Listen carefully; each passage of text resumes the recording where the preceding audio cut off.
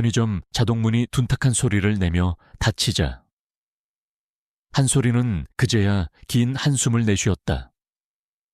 24시간 내내 켜져 있는 형광등 불빛과 딸랑거리는 출입문 종소리, 그리고 온갖 종류의 인간 군상들.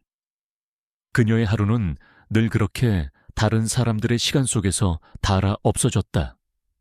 새벽에는 신문 배달, 오전에는 카페, 그리고 오후부터 방금 전까지는 편의점 아르바이트, 3개의 일을 쉬지 않고 해치우고 나면 온몸의 뼈마디가 삐걱거리는 듯한 피로감이 몰려왔다.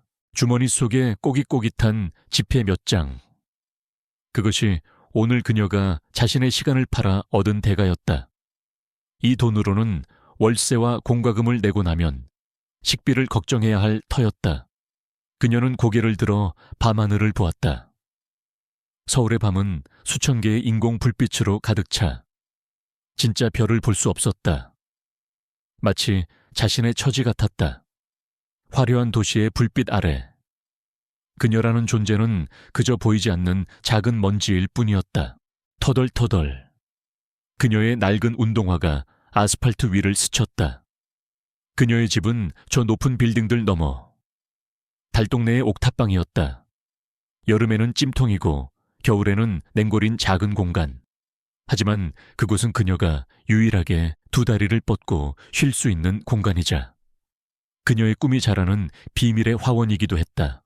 하지만 그녀는 곧장 집으로 향하지 않았다. 발걸음은 익숙하게 화려한 강남의 뒷골목 어딘가로 향하고 있었다. 명품 샵과 고급 레스토랑이 즐비한 대로변 뒤편.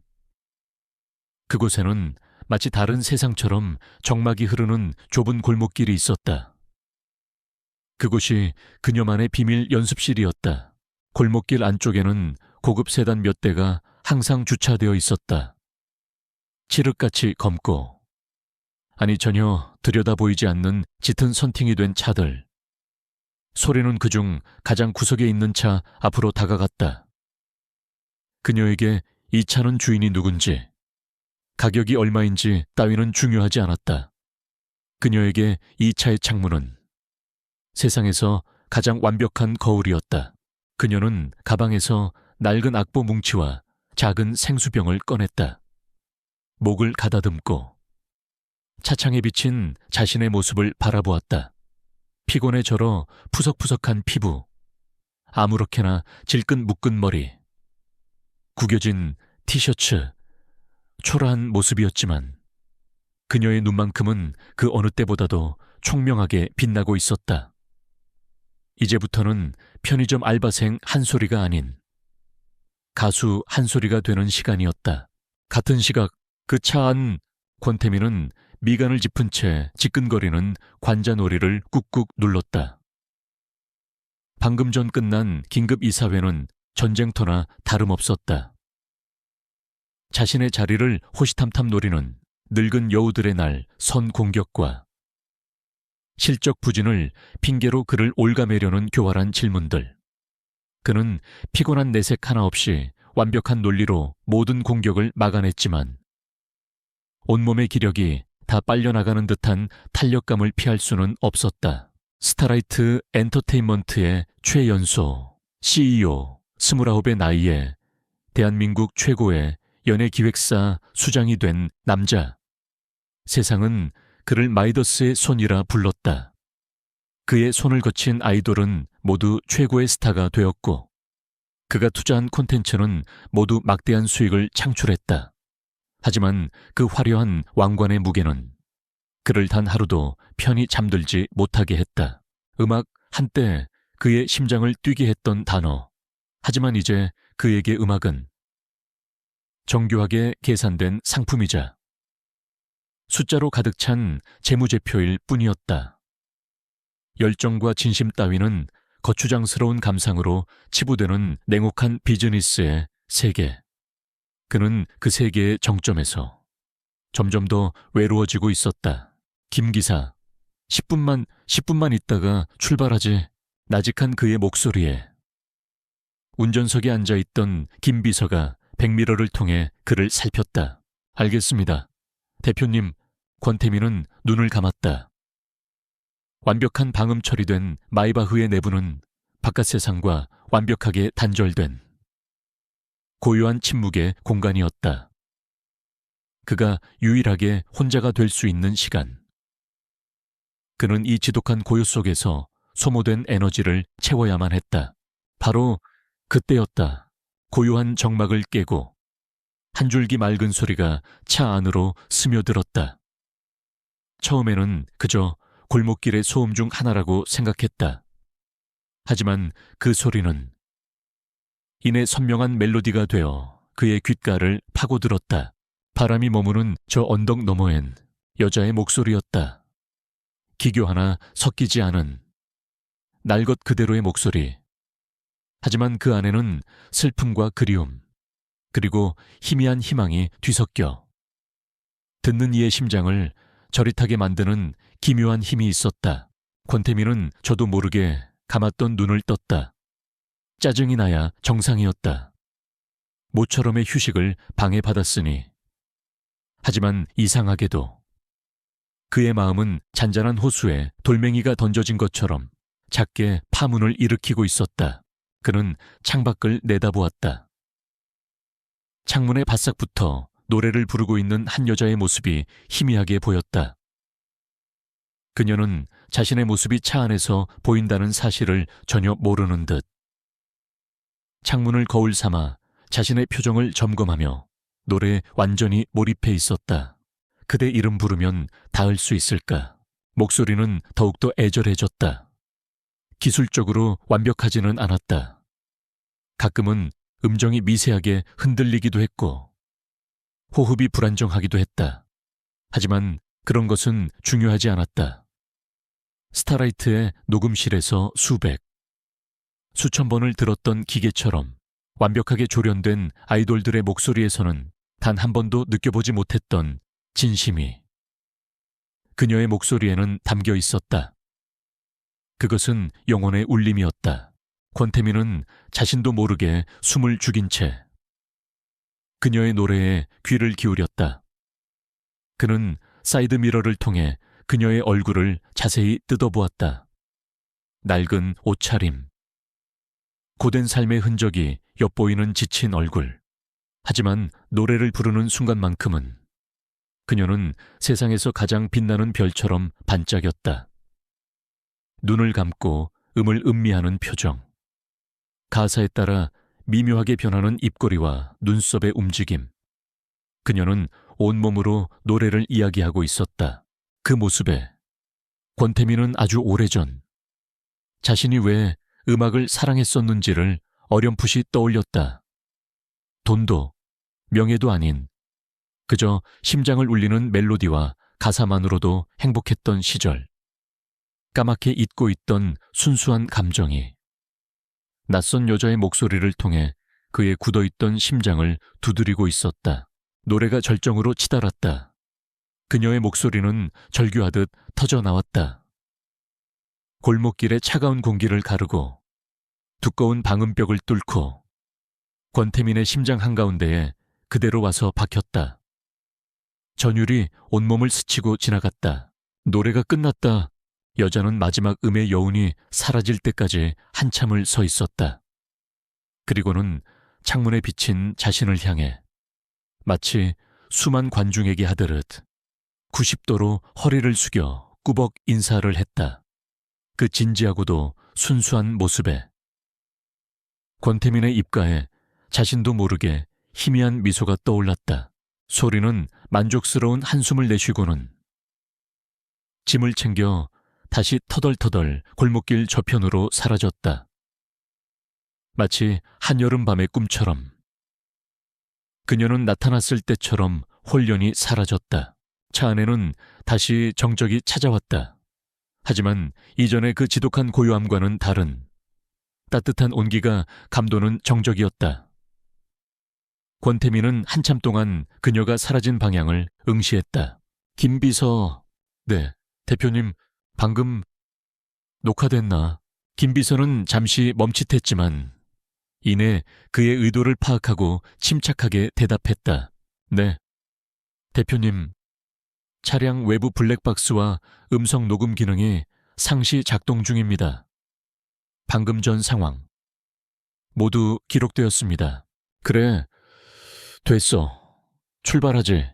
마이바흐는 미끄러지듯 부드럽게 골목길을 빠져나갔다.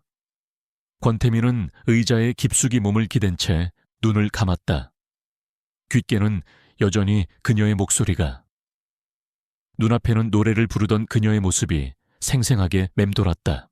그의 메마른 세상에 이름 모를 한 여자가 던진 작은 파문. 그것이 거대한 폭풍의 시작이 될 것임을 그는 아직 알지 못했다. 다음 날 아침, 스타라이트 엔터테인먼트의 대표이사실은 얼음장 같은 정적으로 가득 차 있었다. 권태민은 거대한 통유리창 앞에 서서 서울의 삭막한 도시 풍경을 내려다보고 있었다. 하지만 그의 시선은 풍경에 머물러 있지 않았다. 그의 머릿속은 온통 어젯밤, 골목길에서 들었던 이름 모를 여자의 목소리로 가득 차 있었다. 책상 위 태블릿 PC에서는 그 목소리가 반복해서 흘러나오고 있었다. 블랙박스에 녹음된 온갖 도시의 소음이 섞인 투박한 음질이었지만 그 안에 담긴 영혼의 울림만은 선명했다. 그는 밤새도록 수백 번은 좋게 들었을 그 노래를 마치 처음 듣는 것처럼 다시 집중해서 들었다. 들을수록 놀라웠다. 전문적인 트레이닝을 받지 않은 원석, 하지만 그 어떤 보석보다도 찬란한 빛을 품고 있는 목소리. 그는 음악시장의 트렌드를 꿰뚫고 있었다. 요즘 대중이 원하는 것은 완벽하게 기계처럼 만들어진 아이돌이 아니었다. 어딘가 서툴고 부족하더라도 자신만의 이야기와 진심을 담아 노래하는 아티스트였다. 그리고 이 목소리의 주인은 그 모든 조건을 갖추고 있었다. 똑똑 노크 소리와 함께 김 비서가 들어왔다.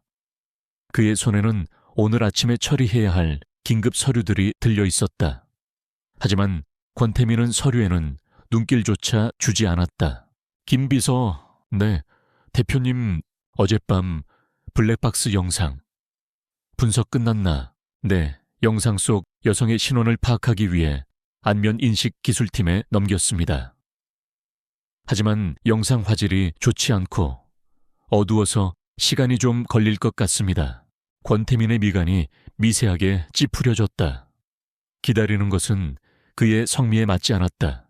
필요한 모든 자원을 투입해 오늘 안으로 무슨 수를 써서라도 찾아내. 그의 목소리에는 드물게도 조급함이 묻어 있었다. 김 비서는 유능한 비서였다. 그는 자신의 상사가 이렇게 개인적인 일에 집착하는 것을 본 적이 없었다.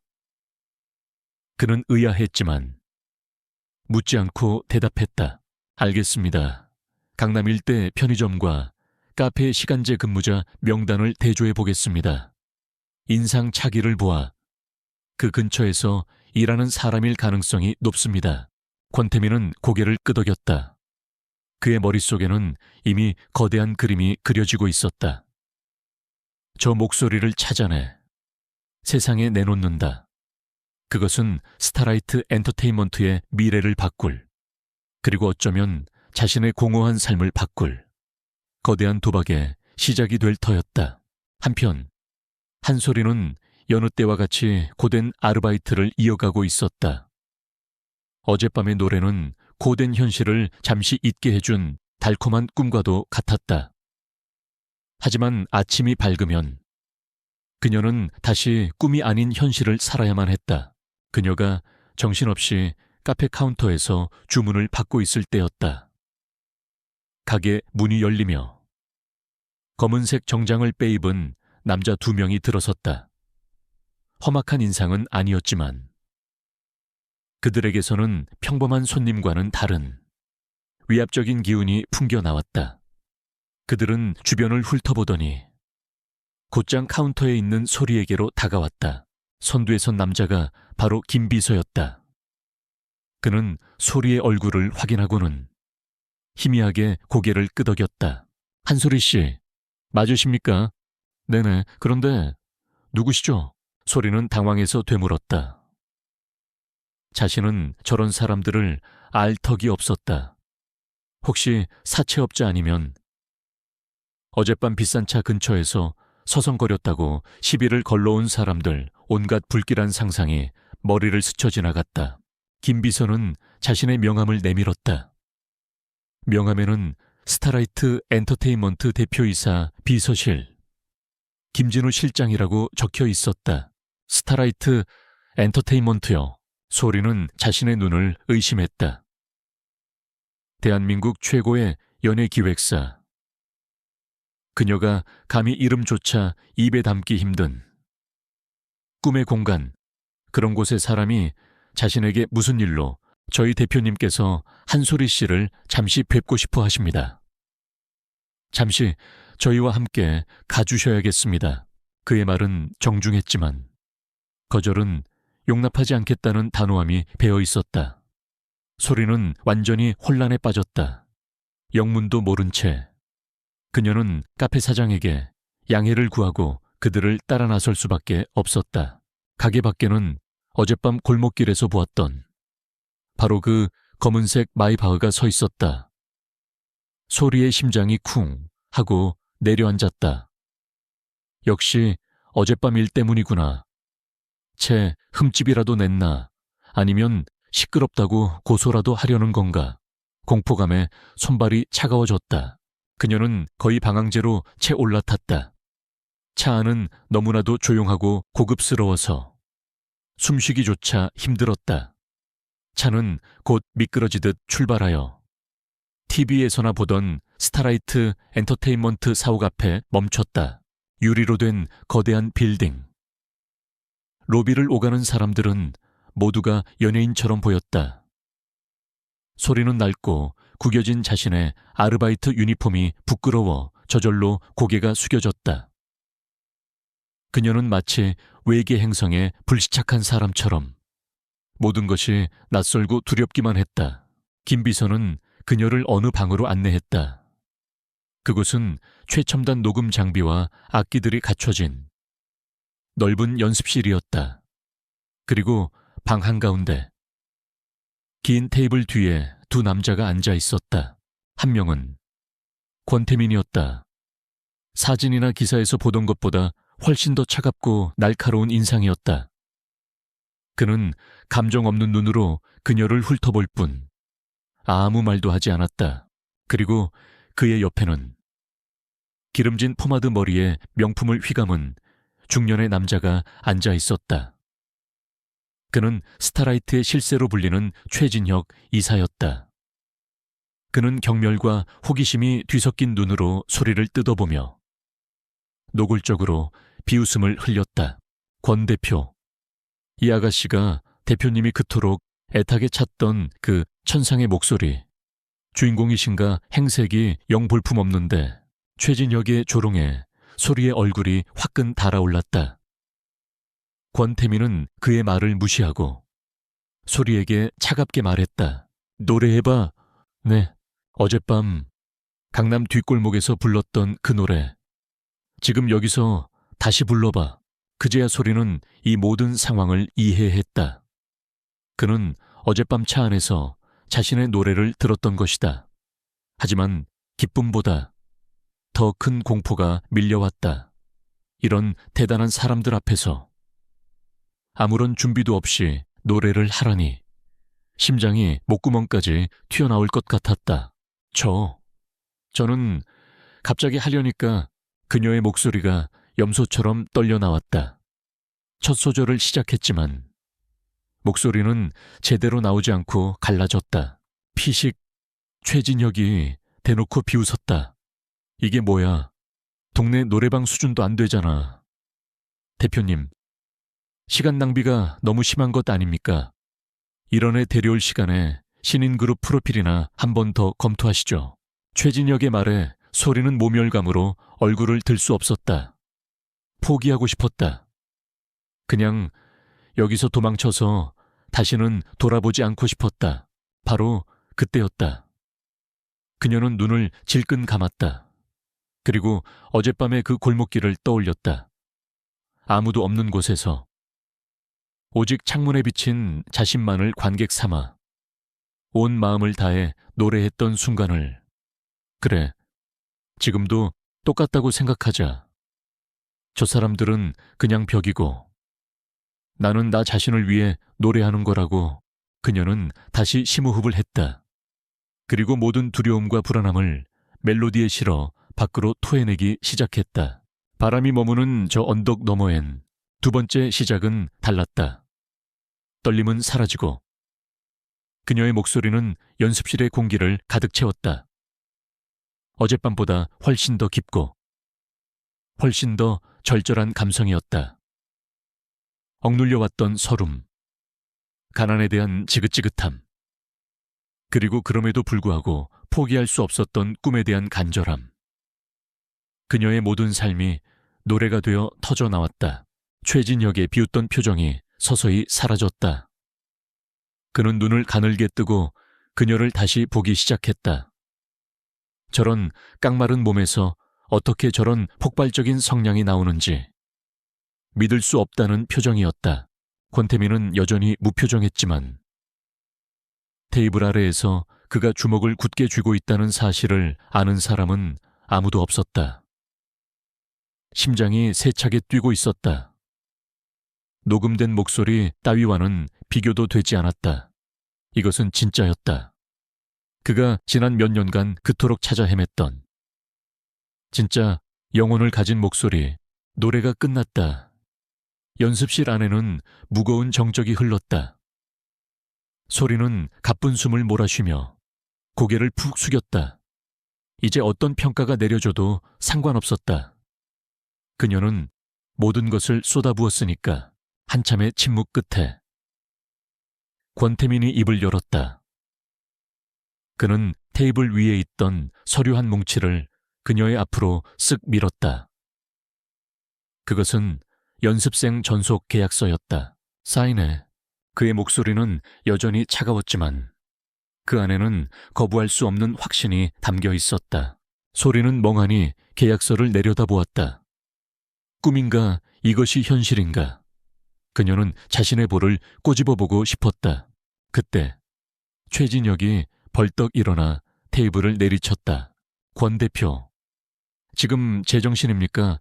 정식 오디션 절차도 없이 신원 조회도 안 된 길거리 출신을 드리겠다고요. 이건 회사의 시스템을 무시하는 처사입니다. 저는 절대 반대입니다. 그의 격렬한 반대에 권태민은 천천히 고개를 들어 그를 바라보았다. 그의 눈은 북극의 빙하보다도 더 차가웠다. 최 이사, 내 결정이 바로 이 회사의 시스템이야. 그는 최진혁에게서 시선을 떼고 여전히 어안이 벙벙한 채 앉아있는 소리를 보며 말했다. 그리고 앞으로는 내 사람에게 함부로 길거리 출신 운운하지 않는 게 좋을 거야. 두 사람 사이에 불꽃 튀는 신경전이 벌어졌다. 소리는 자신이 대한민국에서 가장 강력한 두 남자의 싸움 한복판에 던져졌음을 그제야 아찔하게 깨달았다. 그녀의 인생이 송두리째 뒤바뀌는 순간이었다. 계약서에 잉크가 마르기도 전에 한 소리의 세상은 하루아침에 뒤바뀌었다. 그녀는 퀴퀴한 곰팡내와 싸워야 했던 옥탑방을 떠나 스타라이트 엔터테인먼트가 제공하는 연습생 숙소에 짐을 풀었다. 모든 것이 깨끗하고 모든 것이 갖춰져 있었지만 이상하게도 그곳은 옥탑방보다 훨씬 더 춥고 외롭게 느껴졌다. 그녀의 입소 소식은 연습생들 사이에 순식간에 퍼져나갔다. 수천 대 1의 경쟁률을 뚫고 들어온 다른 연습생들과 달리 그녀는 정식 오디션도 없이 대표의 눈에 띄어 낙하산으로 들어왔다는 꼬리표가 붙었다.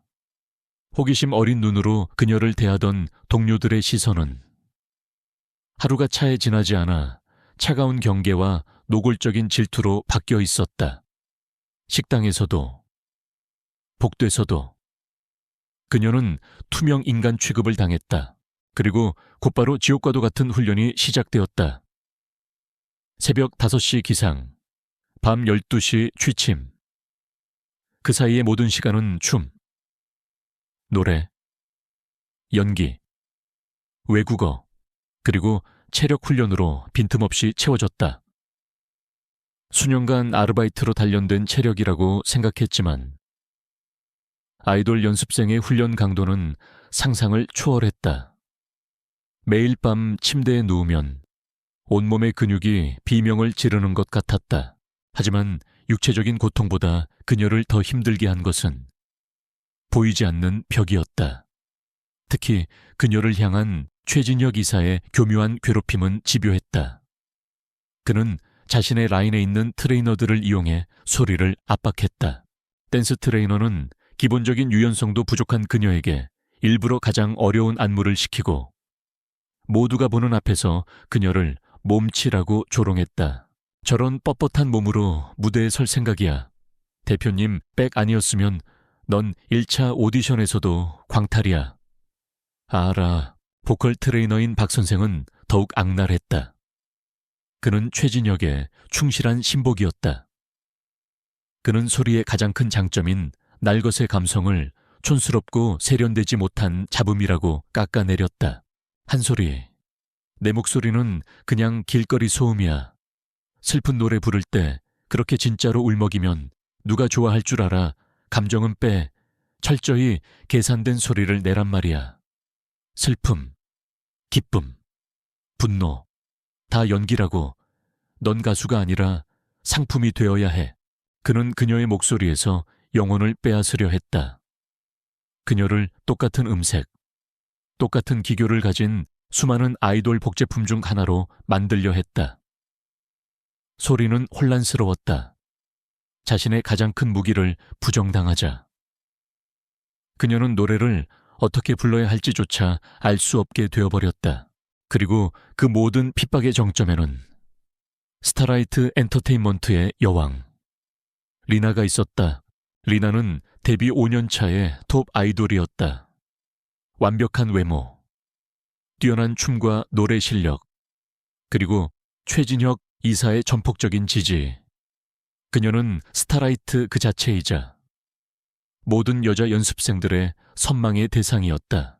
소리가 처음으로 A클래스 연습실에 들어섰을 때 리나는 혼자 안무 연습을 하고 있었다. 거울에 비친 그녀의 모습은 한치의 오차도 없는 완벽한 인형 같았다. 음악이 끝나자 그녀는 땀 한 방울 흘리지 않은 듯 우아하게 돌아서서 연습실 구석에 서 있는 소리를 발견했다. 리나는 천천히 소리에게로 걸어왔다. 고양이처럼 우아한 걸음걸이였다. 그녀는 소리의 머리부터 발끝까지를 마치 값싼 물건을 감정하듯 훑어보았다. 네가 그 애구나. 대표님이 길에서 주워왔다는 그녀의 목소리는 꿀처럼 달콤했지만 그 안에 담긴 가시는 날카로웠다. 대표님 취향 한번 독특하시네. 저런 싸구려 티셔츠에 흙냄새 나는 애한테서 뭘 보신 걸까? 주변에 있던 다른 연습생들이 키득거리며 웃었다. 소리는 얼굴이 화끈거려 아무 말도 할 수 없었다. 그녀는 그저 주먹을 꽉 쥔 채 바닥만 내려다볼 뿐이었다. 리나는 소리의 턱을 손가락으로 툭 치며 경멸 어린 미소를 지었다. 여기는 정글이야. 아가야. 어설픈 재능만 믿고 까불다가는 뼈도 못 추리고 쫓겨나게 될 걸 명심해. 그날 이후 리나의 괴롭힘은 더욱 노골적이 되었다. 그녀는 일부러 소리가 아끼는 낡은 악보에 커피를 쏟기도 했고 식당에서 마주치면 들으라는 듯이 그녀의 험담을 하기도 했다. 낙하산, 길거리 출신, 코년, 온갖 모욕적인 별명들이 그녀를 따라다녔다. 권태민은 자신의 사무실에서 연습실 곳곳에 설치된 CCTV 화면을 통해 소리의 모든 것을 지켜보고 있었다. 그는 댄스 수업에서 혼자만 동작을 따라가지 못해 쩔쩔매는 모습도, 보컬 수업에서 박 선생에게 모욕적인 말을 듣고 입술을 깨무는 모습도, 린에게 공개적으로 망신을 당하는 모습도 모두 보고 있었다. 김 비서가 안타까운 목소리로 물었다. 대표님, 저렇게까지 두실 겁니까? 최 이사와 리나의 행동이 도를 넘고 있습니다. 이러다 저 아이 정말로 망가질지도 모릅니다. 권태민은 대답 대신 소리가 나오는 다른 화면을 가리켰다. 그 화면 속에서 소리는 모두가 잠든 깊은 밤, 불 꺼진 연습실 구석에 쭈그려 앉아 소리 없이 울고 있었다. 한참을 어깨를 들썩이며 울던 그녀는 이내 눈물을 닦고 자리에서 일어났다. 그리고는 아무도 없는 연습실에서 오늘 제대로 따라 하지 못했던 댄스 동작을 수백 번, 수천 번 반복해서 연습하기 시작했다. 땀으로 온몸이 흠뻑 젖을 때까지 권태민의 입가에 희미한 미소가 스쳤다. 김비서. 다이아몬드 원석은 어떻게 다듬는지 아나. 네, 수만 번의 망치질과 연마 과정을 거쳐야만 비로소 빛을 내는 법이야. 저 아이는 내가 본 그 어떤 원석보다도 단단해. 이 정도 시련에 무너질 거였다면 내가 처음부터 데려오지도 않았어. 이건 저 아이에게 꼭 필요한 예방주사 같은 거야. 그의 말은 냉정했지만 그의 눈빛은 그 어느 때보다도 따뜻했다. 그는 그녀를 믿고 있었다. 하지만 그는 그저 방관만 하고 있지는 않았다. 그는 그녀가 모르는 곳에서 그녀를 위한 최소한의 안전장치를 마련해주고 있었다. 그는 소리가 다른 연습생들의 따돌림 때문에 식사를 제대로 하지 못해 점점 더 말라가는 것을 보고 조용히 영양관리팀에 지시를 내렸다. 다음 날부터 연습생 식당에는 성장기 연습생들의 건강을 위한 특별 영양식기라는 메뉴가 추가되었다.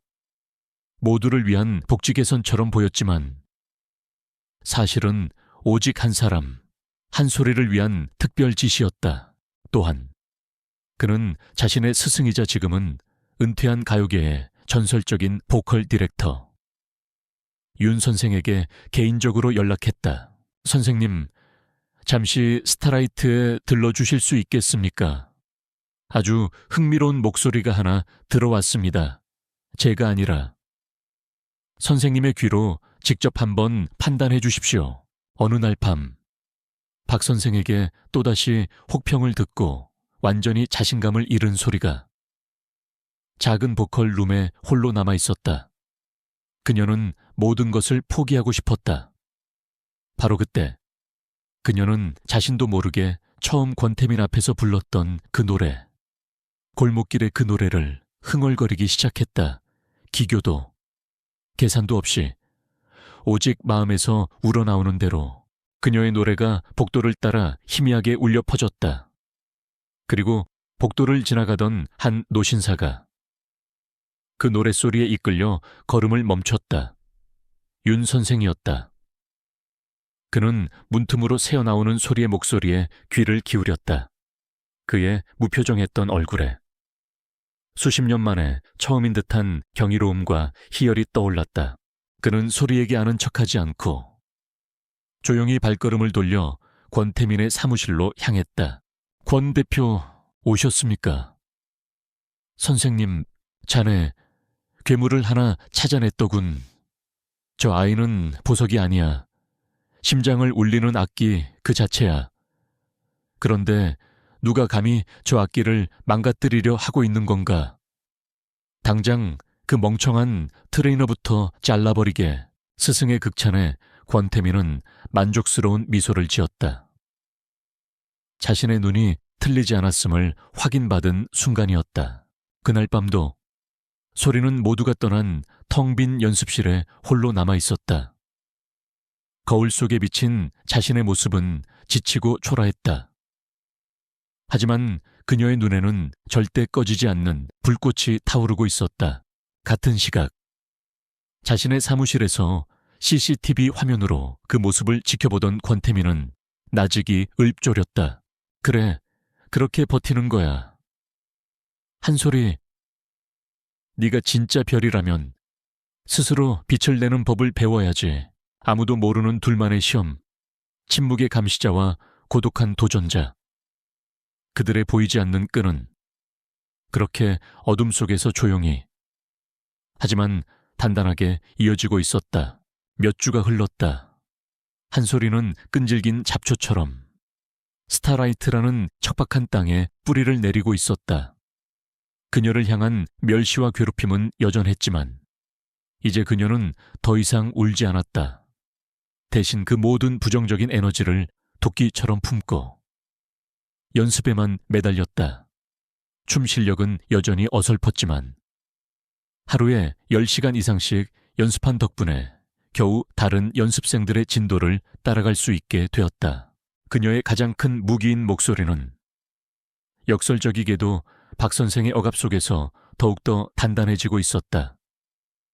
그는 계속해서 그녀의 감성을 지적하고 기교를 주입하려 했지만 소리는 밤마다 아무도 없는 연습실에 남아 자신만의 색깔을 잃지 않기 위해 필사적으로 노래했다. 그녀의 노래는 이제 시련을 겪으며 더욱더 깊어진 슬픔과 그럼에도 꺾이지 않는 희망을 동시에 품게 되었다. 권태민은 그런 그녀의 성장을 묵묵히 지켜보고 있었다. 그는 그녀가 스스로의 힘으로 첫 번째 관문을 통과했다고 판단했다. 이제 그녀를 더 큰 세상으로 내보내. 그녀가 가진 잠재력이 진짜인지 시험해볼 시간이었다. 그는 정기 임원 회의에서 폭탄 선언을 했다. 올해 연말에 열리는 스타라이트 패밀리 콘서트에서 리나의 솔로 무대에 한소리 연습생을 백업 보컬로 세우겠습니다. 회의실의 공기가 순간적으로 얼어붙었다. 최진혁 이사가 벌떡 일어나 격렬하게 반대했다. 대표님, 그게 무슨 말씀이십니까? 이제 겨우 들어온 지 몇 달 된 연습생을, 그것도 우리 회사의 가장 큰 연말 축제 무대에 스다니요. 리나의 무대를 망치실 작정입니까? 다른 임원들 역시 술렁이며 최 이사의 말에 동조했다. 하지만 권태민은 눈 하나 깜짝하지 않았다. 리나의 무대를 더욱 완벽하게 만들기 위한 결정입니다. 한소리 연습생의 목소리는 리나의 목소리와 최고의 시너지를 낼 수 있다고 판단했습니다. 이것은 제안이 아니라 통보입니다. 그렇게 알고 준비하도록 하세요. 그의 단호한 태도에 아무도 더 이상 이의를 제기하지 못했다. 회의가 끝나자마자 이 소식은 회사 전체에 퍼져나갔다. 연습생들은 질투와 경악을 금치 못했다. 그리고 이 소식을 전해 들은 리나는 자신의 대기실에서 화가 머리끝까지 치밀어 올라 거울에 립스틱을 집어 던졌다. 감히 어느 근본도 없는 애를 내 무대에 세워. 권태민, 지금 나랑 해보자는 거지. 그녀는 곧장 최진혁에게 전화를 걸어 불같이 화를 냈다. 최진혁은 음흉한 목소리로 그녀를 달랬다. 리나, 진정해. 어쩌면 이건 우리에게 더 좋은 기회일지도 몰라. 기회. 이게 무슨 기회라는 거예요? 멍청한 권태민이 스스로 무덤을 판 거지. 그 아이가 수만 명의 관중 앞에서 실수를 저지르는 모습을 상상해봐. 그럼 권태민의 체면도, 그 아이의 미래도 그걸로 끝이야. 우리가 그렇게 만들어주면 되는 거고. 최진혁의 말에 리나의 눈이 번뜩였다. 음흉한 미소가 그녀의 입가에 번졌다. 소리는 자신에게 찾아온 믿을 수 없는 기회. 밤낮을 잊고 연습에만 매달렸다. 비록 주인공은 아니었지만 수만 명의 관객이 지켜보는 무대에 선다는 것만으로도 심장이 터질 것 같았다. 그녀는 리나의 무대를 망치지 않기 위해, 그리고 자신에게 기회를 준 권태민을 실망시키지 않기 위해 필사적으로 노력했다. 콘서트 전날 최종 리허설이 열렸다. 소리는 잔뜩 긴장한 채 무대 위에서 자신의 파트를 완벽하게 소화해냈다. 음악 감독조차 그녀의 목소리에 감탄하며 칭찬을 아끼지 않았다. 리허설이 끝나고 대기실로 돌아가는 복도에서 리나가 그녀를 기다리고 있었다. 연습 많이 했나 보네. 제법인데. 칭찬처럼 들렸지만 그녀의 눈에는 차가운 조소가 가득했다. 주제넘게 스포트라이트를 훔칠 생각은 꿈도 꾸지 마. 넌 그냥 내 목소리를 돋보이게 해주는 배경 소음일 뿐이니까. 만약 내일 무대에서 아주 작은 실수라도 저지르면 넌 이 바닥에서 영원히 사라지게 될 거야. 내가 그렇게 만들 거니까. 리나의 살벌한 경고에 소리의 등골이 서늘해졌다. 하지만 그녀는 지지 않고 대답했다. 제 역할에 최선을 다할 겁니다. 선배님 무대에 누가 되지 않도록요. 소리의 당돌한 태도에 리나의 표정이 일그러졌다. 그녀는 콧방귀를 뀌며 소리의 어깨를 거칠게 치고 지나갔다. 마침내 콘서트 당일. 잠실 주경기장은 수만 명의 팬들이 흔드는 형형색색의 야광봉으로 거대한 은하수처럼 빛나고 있었다. 무대 뒤편은 전쟁터나 다름없었다. 스태프들의 다급한 외침과 아티스트들의 긴장된 숨소리가 뒤섞여 있었다. 소리는 심장이 입 밖으로 튀어나올 것 같은 긴장감 속에서 자신의 차례를 기다렸다. 그때 최진혁 이사가 무대 음향을 총괄하는 엔지니어에게 다가가 나직이 속삭였다. 박 팀장. 약속한 대로 준비됐지. 박 팀장은 최 이사에게 큰 빚을 진 사람이었다. 그는 주변을 살피며 고개를 끄덕였다. 걱정 마십시오. 이사님, 노래가 시작되는 순간 저 아이의 인이어는 그냥 고철 덩어리가 될 겁니다. 좋아, 뒤처리는 깔끔하게 하고. 두 사람의 은밀한 대화를 듣는 사람은 아무도 없었다. 마침내 리나의 무대 순서가 되었다. 화려한 조명이 무대 위에 리나를 비추었다. 팬들의 엄청난 함성 소리가 고막을 찢을 듯이 울려 퍼졌다. 소리는 무대 뒤편. 지정된 위치에 서서 숨을 골랐다. 이제 곧이었다. 웅장한 인트로 음악이 시작되고 무대에 짙은 안개가 깔렸다. 노래의 도입부는 리나의 목소리가 아닌 소리의 신비로운 허밍으로 시작되도록 편곡되어 있었다. 모두가 숨을 죽이고 그녀의 목소리를 기다렸다. 소리는 자신의 양쪽 귀에 꽂힌 인이어에 집중하며 마이크를 입가로 가져갔다. 음악 감독이 카운트다운 사인을 보냈다. 셋, 둘, 하나. 바로 그 순간이었다. 치지직 하는 작은 잡음과 함께 그녀의 인이어에서 모든 소리가 사라졌다. 완벽한 침묵, 인트로 음악도, 관객의 함성 소리도 아무것도 들리지 않았다. 칠흑 같은 소리의 감옥에 갇힌 기분이었다. 소리의 눈이 공포로 크게 뜨였다. 패닉 상태에 빠진 그녀의 시야에 무대 옆에서 사색이 된 채 자신을 바라보는 음악 감독의 얼굴이 들어왔다. 어떻게 소리가 안 나와? 그의 입 모양이 그렇게 말하고 있었다. VIP석에서 무대를 지켜보던 권태민 역시 자리에서 벌떡 일어날 뻔했다. 그는 무대 옆 스태프들의 심상치 않은 움직임을 보고 무언가 잘못되었음을 직감했다. 시간은 흐르고 있었다. 노래는 시작되어야만 했다. 이대로 침묵이 이어진다면 방송사고이자 최악의 무대가 될 터였다. 바로 그 찰나의 순간 소리는 선택의 기로에 섰다. 이대로 주저앉아 모든 것을 망쳐버릴 것인가? 아니면 그녀는 눈을 감았다. 시끄러운 세상의 모든 것을 차단했다. 그리고 자신의 몸에 집중했다. 발끝을 통해 무대 바닥에서 희미하게 울려오는 베이스 드럼의 진동. 저 멀리 메인 스피커를 통해 반사되어 돌아오는 아주 작은 멜로디의 잔향. 수만 번을 연습했던 바로 그 리듬. 그녀의 몸이, 그녀의 영혼이 기억하는 바로 그 박자.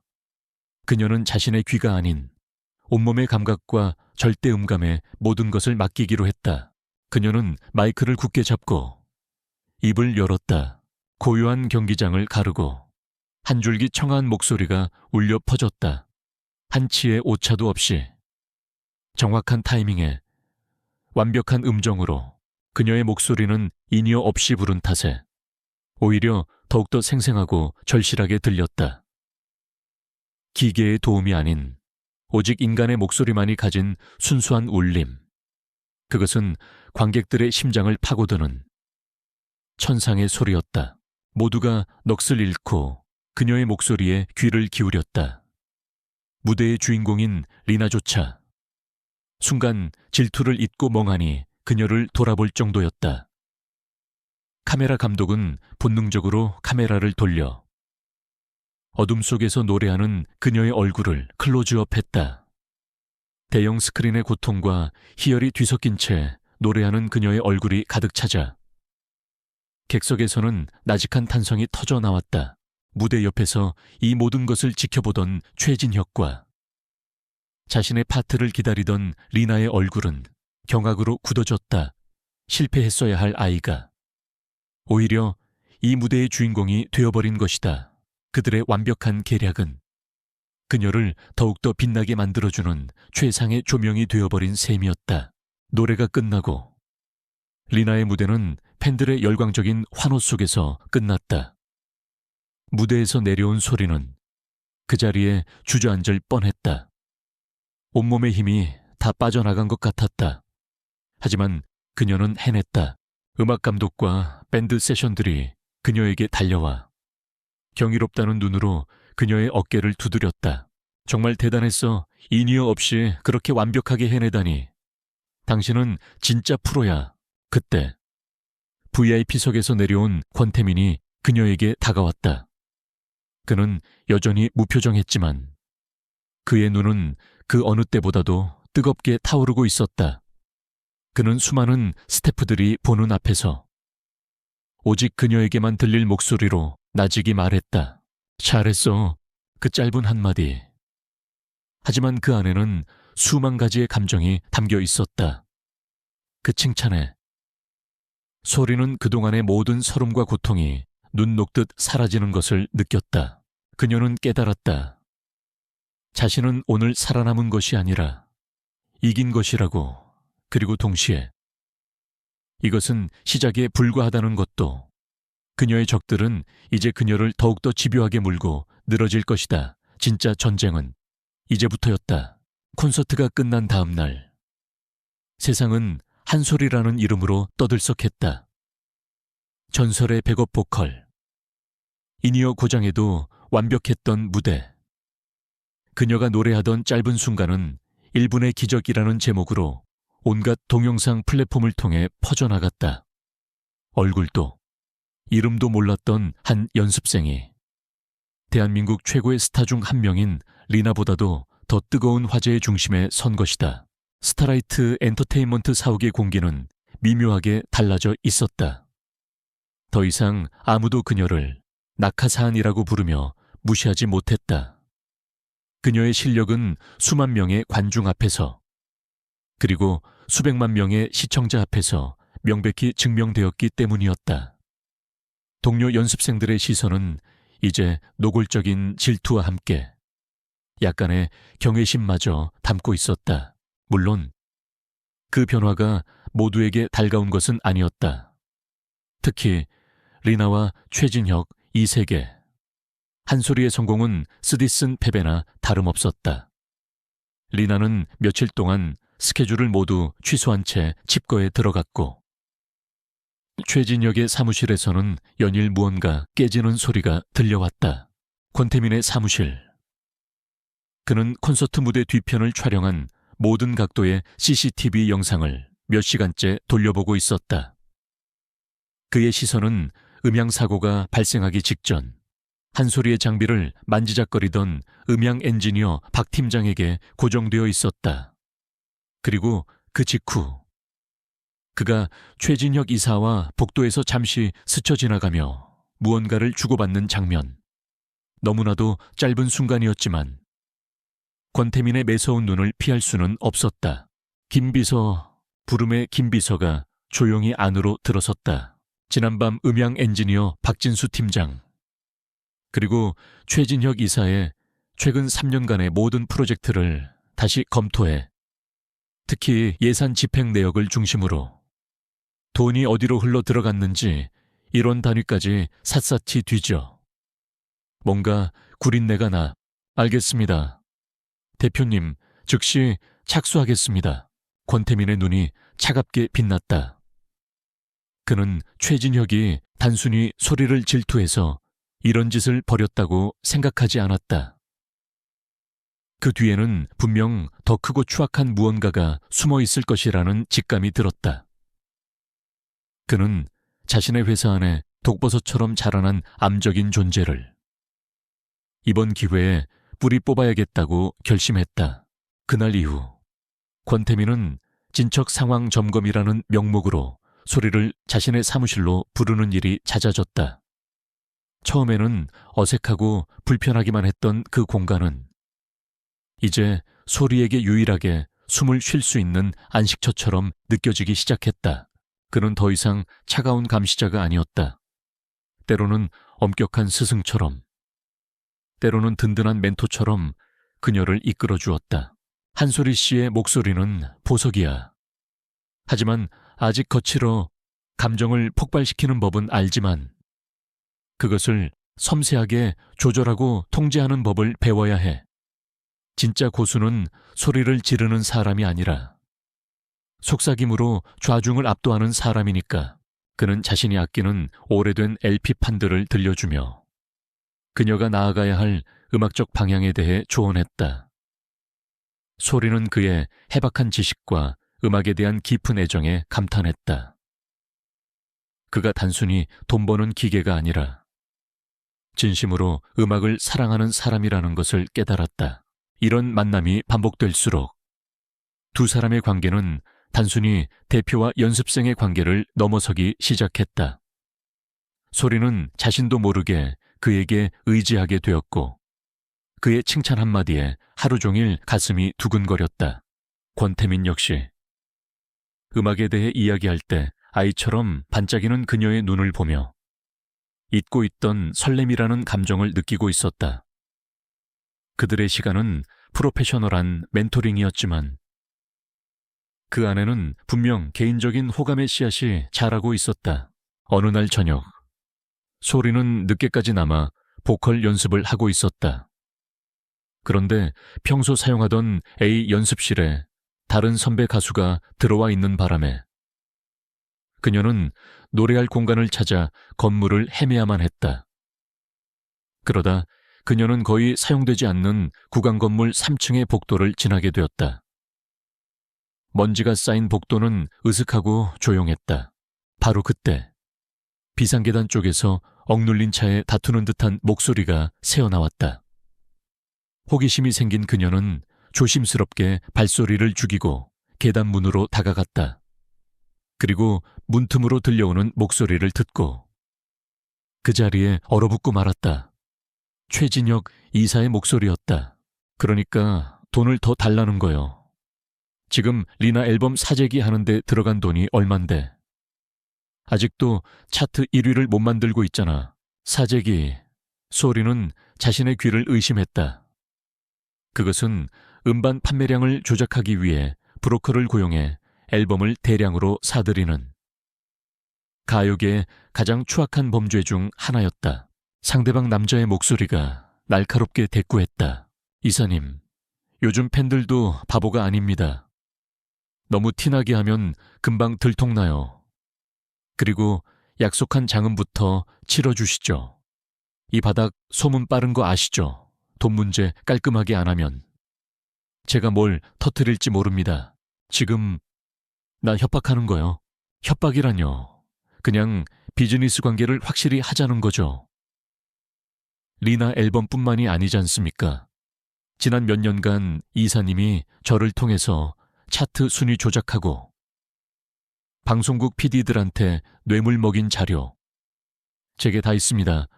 이걸 들고 권태민 대표를 찾아갈까요? 아니면 기자들을 찾아갈까요? 소리는 차가운 문에 등을 기댄 채 입을 틀어막았다. 온몸이 사시나무처럼 떨려왔다. 이것은 단순히 리나를 1위로 만들기 위한 부정이 아니었다. 최진혁은 오랫동안 스타라이트 엔터테인먼트라는 이름 뒤에 숨어 온갖 추악한 범죄들을 저질러 왔던 것이다. 그녀를 향한 괴롭힘과 콘서트 무대에서의 방해 공작도 이제는 다른 차원의 문제로 보였다. 그것은 단순히 유능한 신인에 대한 질투가 아니었다. 자신들의 범죄가 탄로 날까 두려워 진짜 실력을 가진 그녀의 등장을 처음부터 막으려 했던 것이다. 그녀의 성공은 그들이 조작으로 쌓아 올린 거짓된 성공을 위협하는 가장 큰 위험 요소였기 때문이었다. 소리는 심장이 터질 것 같아 조심스럽게 그 자리를 벗어났다. 자신의 연습실로 돌아온 그녀는 한참 동안 멍하니 앉아 있었다. 무서웠다. 너무나도 거대한 비밀을 알아버렸다. 경찰에 신고할 수도 없었다. 증거가 없었다. 그리고 최진혁이 이 사실을 알게 된다면 그는 무슨 수를 써서라도 자신을 이 바닥에서, 아니, 어쩌면 이 세상에서 사라지게 만들지도 모른다. 한참을 공포에 떨던 그녀의 눈에 문득 차가운 분노와 함께 결의가 깃들기 시작했다.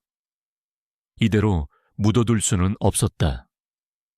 이것은 더 이상 자신의 꿈만을 위한 싸움이 아니었다. 음악을 사랑하는 모든 사람들을 기만하고 정직하게 땀 흘리는 다른 아티스트들의 꿈을 짓밟는 거대한 악과 맞서 싸워야만 했다. 하지만 혼자서는 불가능했다. 그녀에게는 아군이 필요했다. 그녀는 자리에서 일어나 사무실 복도 저편, 가장 높은 곳에 있는 권태민의 사무실을 바라보았다. 불이 환하게 켜져 있었다. 그는 아직 퇴근하지 않은 모양이었다. 그녀가 지금 믿을 수 있는 사람은 오직 한 사람뿐이었다. 그녀를 이 지옥 같은 곳으로 데려왔지만 동시에 유일하게 그녀의 편이 되어줄지도 모르는 남자. 하지만 과연 그에게 이 위험한 비밀을 털어놓아도 될까? 그 역시 자신을 그저 이용 가치가 있는 상품으로만 생각하는 것은 아닐까? 그녀는 깊은 고뇌에 빠졌다. 그녀의 다음 선택이 그녀 자신뿐만 아니라 아우라 그룹 전체의 운명을 뒤흔들게 될 것이었다. 뜬 눈으로 밤을 새운 한 소리는 동이 트기도 전에 자리에서 일어났다. 두려움이 여전히 온몸을 감싸고 있었지만 그보다 더 큰 무언가가 그녀의 마음속에서 끓어오르고 있었다. 그것은 분노이자 정의감이었고 자신의 꿈을 더러운 음모에 짓밟힐 수 없다는 굳은 결의였다. 그녀는 비서실을 통해 권태민 대표와의 면담을 신청했다. 아주 중요하고 비밀스러운 할 이야기가 있다는 말을 덧붙였다. 그녀의 갑작스러운 요청에 비서실은 당황했지만 권태민은 의외로 흔쾌히 시간을 내주었다. 대표이사실의 육중한 문이 등 뒤에서 닫히자 소리는 마른 침을 삼켰다. 권태민은 평소와 다름없이 감정을 읽을 수 없는 얼굴로 그녀를 바라보고 있었다. 할 얘기가 있다고 들었어. 중요한 얘기라던데. 소리는 떨리는 목소리를 가다듬고 지난밤 비상계단에서 엿들었던 모든 것을 털어놓았다. 최진혁 이사와 브로커의 대화, 사재기라는 단어, 리나 앨범의 순위 조작, 그리고 수년간 이어져 온 그의 비리들. 이야기를 하는 내내 그녀의 손은 차갑게 식어갔다. 만약 그가 자신을 믿어주지 않는다면, 만약 그 역시 최진혁과 한패라면 모든 것이 끝장이었다. 그녀의 이야기가 끝나고 사무실에는 무거운 침묵이 흘렀다. 권태민은 아무 말 없이 창밖을 바라볼 뿐이었다. 그의 얼굴은 여전히 무표정했지만 소리는 보았다. 책상 위에 놓인 그의 손이 하얗게 질릴 정도로 굳게 주먹을 쥐고 있다는 것을. 한참의 침묵 끝에 그가 입을 열었다. 그동안 혼자서 많이 무서웠겠군. 그의 목소리는 의외로 부드러웠다. 질책도 의심도 아니었다. 그녀의 공포를 먼저 헤아려주는 따뜻한 위로였다. 그 한마디에 소리는 참고 있던 눈물을 터뜨릴 뻔했다. 알려줘서 고마워. 당신이 아니었으면 나는 영원히 썩은 상처를 끌어안은 채 회사를 이끌 뻔했어. 당신이 아주 용감한 일을 한 거야. 그는 자리에서 일어나 그녀의 옆으로 다가왔다. 그리고는 서랍에서 손수건을 꺼내 그녀에게 건넸다. 이제부터 이 문제는 내가 맞지. 당신은 아무 걱정 말고. 하던 대로 노래에만 집중해. 내가 약속하지. 반드시 당신을 지켜주겠다고. 그의 굳은 약속에 소리는 비로소 안도의 한숨을 내쉴 수 있었다. 그녀는 혼자가 아니었다. 이제 그녀의 곁에는 대한민국에서 가장 강력한 아군이 서 있었다. 그날 이후 모든 것이 속전속결로 진행되었다. 권태민은 최진혁이 손 쓸 틈을 주지 않기 위해 곧바로 한소리의 공식 데뷔 프로젝트를 가동시켰다. 그는 최진혁의 영향력이 전혀 닿지 않는 곳에서 완벽한 보안 속에 프로젝트를 진행하기로 결심했다. 그는 소리를 데리고 서울 외곽의 한적한 곳에 위치한 별장으로 향했다. 그곳은 단순한 별장이 아니었다. 겉보기에는 평범했지만 지하에는 최첨단 녹음 장비가 완벽하게 갖춰진 비밀 스튜디오가 있었다. 그리고 그곳에서 소리는 자신의 인생을 바꿀 또 한 사람을 만나게 되었다. 처음 뵙겠습니다. 케이아라고 합니다. 깡마른 체구에 희끗희끗한 머리를 아무렇게나 기른 중년의 남자. 그는 90년대 가요계의 판도를 바꿨던 전설적인 프로듀서였다. 상업주의와 비리로 얼룩진 가요계의 환멸을 느끼고 전성기 시절 돌연 은퇴를 선언했던 고집불통 천재. 그는 권태민의 아버지인 선대 회장과의 오랜 인연으로 권태민의 강혹한 부탁을 이기지 못하고 20년 만에 다시 세상 밖으로 나온 것이었다. 케이는 소리를 보자마자 대뜸 말했다. 노래 한번 해봐. 네가 가진 모든 걸 다 쏟아부어서. 소리는 긴장된 마음으로 그를 위해 노래를 불렀다. 그녀의 노래가 끝나자 까다롭기로 소문난 케이의 얼굴에 희미한 미소가 번졌다. 물건은 물건이네.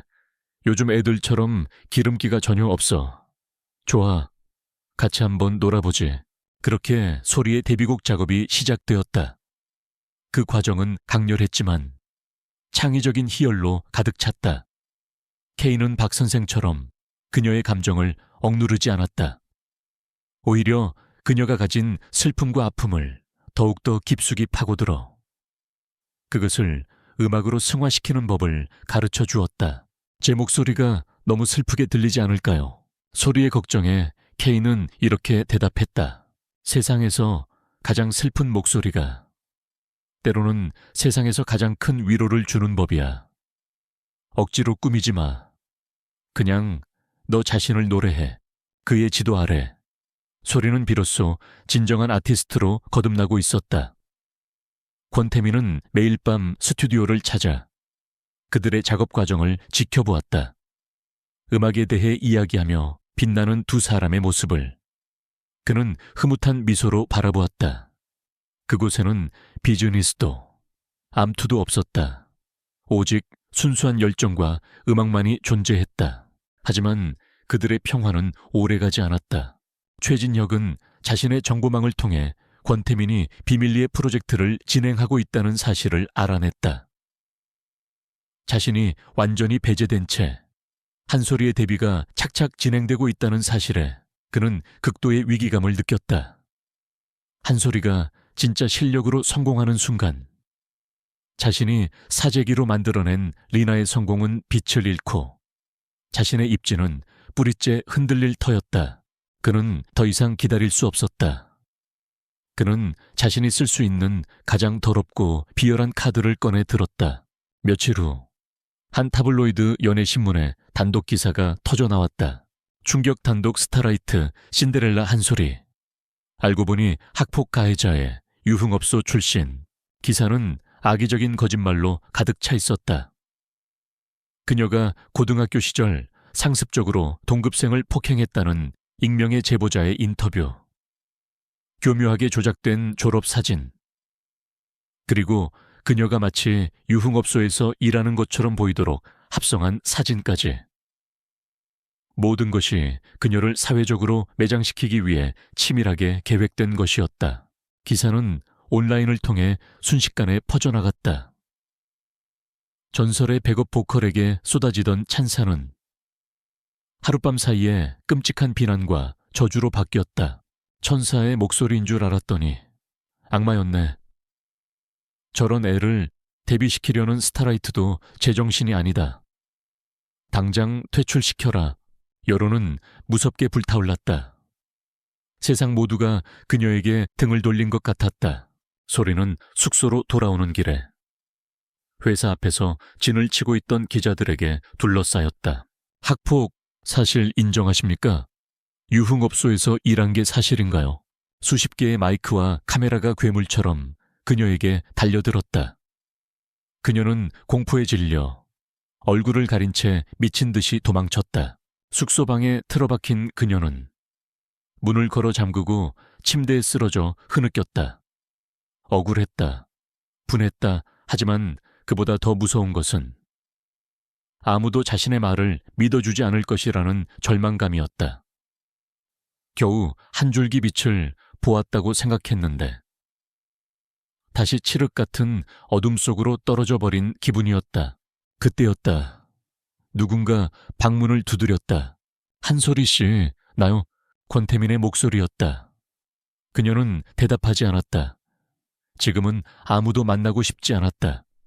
그 역시 자신을 버리러 온 것일지도 모른다. 하지만 그는 포기하지 않고 계속해서 문을 두드렸다. 한참의 시간이 흐른 후 소리는 마지못해 자리에서 일어나 문을 열었다.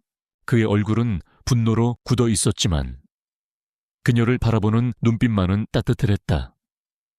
그는 아무 말 없이 법무팀에서 방금 막 준비한 서류 뭉치를 그녀에게 건넸다. 그곳에는 조작된 사진의 원본과 기사에 등장한 익명의 제보자가 사실은 최진혁에게 돈을 받은 사람이었다는 증거들이 담겨 있었다. 나는 당신이 어떤 사람인지 알고 있어. 그는 그녀의 눈을 똑바로 바라보며 말했다. 그의 목소리는 그 어떤 위로의 말보다도 더 단단하고 힘이 있었다. 세상은 속았지만 결국 진실을 알게 될 거야. 저들의 거짓말에 무너지지 마. 당신이 여기서 포기하면 저들이 이기는 거야. 우린 싸울 거야. 함께 그의 흔들림 없는 믿음. 그것은 소리가 그토록 간절히 원했던 구원의 손길이었다. 그녀의 뺨으로 뜨거운 눈물이 흘러내렸다. 하지만 그것은 더 이상 절망의 눈물이 아니었다. 그의 손을 잡고 이 지옥 같은 싸움을 끝까지 함께하겠다는 굳은 다짐의 눈물이었다. 다음 날 아침 스타라이트 엔터테인먼트는 거대한 폭풍의 눈 한가운데에 서 있었다. 한솔이에 대한 악의적인 루머는 걷잡을 수 없이 퍼져나갔고 회사의 주가는 폭락했으며 광고주들의 항의 전화가 빗발쳤다. 최진혁 이사가 의도했던 대로 모든 화살은 한솔이를 비호한 권태민 대표에게로 향하고 있었다. 하지만 폭풍의 중심에 선 권태민은 그 어느 때보다도 침착했다. 그의 사무실은 이제 거대한 전쟁 상황실로 변해 있었다. 그는 법무팀, 홍보팀, 그리고 김 비서가 이끄는 특별 대응팀을 소집해 밤샘 회의를 이어갔다. 우리는 해명하거나 변명하지 않는다. 회의를 시작하며 그가 선언했다. 저들이 던진 진흙탕 속으로 같이 뛰어드는 건 가장 어리석은 짓이야. 우리는 진흙탕을 말려버리고 그 안에 숨어있던 더러운 것들을 세상에 드러낼 거다. 지금부터 방어가 아닌 방역을 시작한다. 그의 전략은 명확했다. 첫째, 법적 대응을 통해 루머의 허구성을 증명하고 둘째, 음악이라는 본질을 통해 정면으로 돌파한다. 오전 11시 스타라이트 법무팀은 긴급 기자회견을 열었다. 변호사는 침착하고 논리적인 어조로 타블로이드 신문이 제시한 모든 증거들을 조목조목 반박했다. 기사에 사용된 이 사진은 보시다시피 원본 사진에 한솔이 양의 얼굴을 교묘하게 합성한 것입니다. 국립과학수사연구원의 분석 결과 명백한 조작임이 밝혀졌습니다. 기사에 등장한 익명의 제보자 A씨는 현재 저희 측에 모든 사실을 실토했습니다. 그는 최진혁 이사의 사주를 받고 돈을 대가로 거짓 인터뷰를 했다는 자필 진술서를 제출했습니다. 기자회견장은 술렁이기 시작했다. 단순한 루머 해명이 아니었다. 이것은 루머의 배후에 최진혁 이사가 있다는 것을 세상에 공표하는 선전포고나 다름없었다. 법무팀은 해당 언론사와 최초 유포자, 그리고 악성 댓글을 단 네티즌 수백 명에 대해 명예훼손으로 고소장을 제출했다고 발표하며 선처 없는 강력한 법적 대응을 예고했다. 여론의 흐름이 미묘하게 바뀌기 시작했다. 파렴치한 가해자였던 한소리는 거대한 음모의 희생양일지도 모른다는 동정론이 고개를 들기 시작했다. 같은 시각 서울 외곽의 비밀 스튜디오, 소리는 뜬 눈으로 밤을 사운 채 텅 빈 오선지를 내려다보고 있었다. K 프로듀서는 그녀의 앞에 앉아 아무 말 없이 그녀를 지켜보고 있었다. 어젯밤 대표님이 찾아오셨다. K가 먼저 침묵을 깼다. 그 녀석 원래 자기 감정 드러내는 법이 없는 놈인데 어젯밤엔 정말로 화가 나 있더군. 세상을 다 엎어버릴 것처럼. 그는 잠시 뜸을 들이다가 소리의 눈을 똑바로 바라보며 말했다. 소리야, 노래는 가장 정직한 무기다. 지금 너에게는 그 어떤 방패보다도 세상을 향해 너의 진실을 외칠 강력한 무기가 필요해. 기존에 작업하던 곡 다 없자. 지금 내 마음속에 있는 이야기, 그 아픔과 분노와 그럼에도 불구하고 꺾이지 않는 희망, 그걸 노래로 만들어. 그의 말에 소리는 고개를 들었다. 그녀의 텅 비어있던 눈동자에 다시금 뜨거운 불꽃이 타오르기 시작했다. 그래, 이것이 내가 싸울 방법이었다. 저들이 나를 진흙으로 더럽히려 한다면 나는 진흙 속에서 피어나는 연꽃처럼 노래로 나의 결백과 진심을 증명해 보이리라. 그녀는 연필을 굳게 쥐었다. 그리고 자신의 모든 삶을 가사로 쏟아내기 시작했다. 낡은 옥탑방의 차가운 공기, 골목길의 외로운 노래, 무대 뒤편의 차가운 시선들, 그리고 지금 그녀를 짓누르는 거짓의 무게까지. 그녀의 가사는 자기 연민이나 값싼 동정에 기대지 않았다. 상처받았지만 결코 부서지지 않겠다는 거짓을 향한 정면 대결 선언이었다. 그녀가 밤새 써내려간 가사를 읽은 K와 권태민은 한참 동안 말을 잇지 못했다. 그곳에는 한 소녀의 아픔을 넘어 부조리한 세상과 맞서 싸우는 인간의 존엄성이 담겨 있었다. 좋아, 이 노래의 제목은 진실의 목소리, Voice of Truth 다. K는 곧바로 편곡 작업에 들어갔고 권태민은 자신의 모든 것을 걸고 그녀를 지원했다. 한편 김비서의 비밀 수사팀은 결정적인 증거를 확보하기 위해 움직이고 있었다. 그들은 최진혁과 비상계단에서 다투던 음원 브로커의 신원을 파악했다. 그는 불법 도박 빚에 쪼들리고 있는 상태였다. 김비서는 법무팀과 함께 그에게 접촉했다. 선택은 두 가지입니다. 최진혁 이사와 함께 공범으로 묶여 감옥에서 10년 이상 썩든가, 아니면 지금이라도 모든 걸 자백하고 수사에 협조해서 감형을 받든가. 브로커는 결국 권태민이 내민 손을 잡았다. 그는 최진혁과 지난 수년간 거래했던 모든 내역이 담긴 비밀 장부를 넘겼다. 그 안에는 리나의 앨범뿐만 아니라 스타라이트 소속 다른 가수들의 음원 순위를 조작한 기록, 방송국 PD들에게 건넨 뇌물 리스트, 심지어 탈세 정황까지. 그의 모든 범죄가 낱낱이 기록되어 있었다. 그것은 최진혁의 목을 겨눌 가장 날카로운 칼이었다. 모든 무기가 준비되었다. 소리는 마침내 녹음 부스 안에 섰다. 헤드폰을 쓰자 K가 작곡한 웅장하고 비장한 전주가 흘러나왔다. 그녀는 더 이상 겁에 질린 소녀가 아니었다. 자신의 목소리로 세상을 바꾸려는 강인한 전사였다.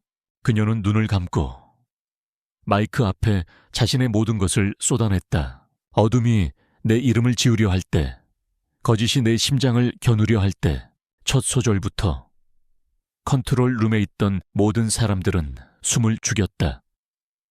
그것은 단순히 아름다운 목소리가 아니었다. 피를 토하는 듯한 절규였고 영혼의 외침이었다. 그녀의 노래는 스튜디오의 벽을 넘어 이 노래를 듣게 될 세상 모든 사람들의 가슴을 향해 날아가는 듯했다. 노래가 끝났을 때 녹음 부스 안과 밖에는 무거운 침묵만이 흘렀다.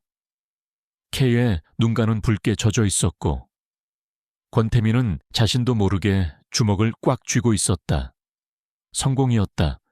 이 노래는 그 어떤 증거보다도 더 강력하게 그녀의 진실을 세상에 증명해 보일 것이다. 바로 그날 저녁이었다. 최진혁 이사가 긴급 이사회를 소집했다는 소식이 들려왔다. 그는 이번 스캔들로 인해 실추된 회사의 명예와 경영 능력의 부재를 문제 삼아 권태민 대표의 해임안을 상정하겠다는 명분을 내세웠다.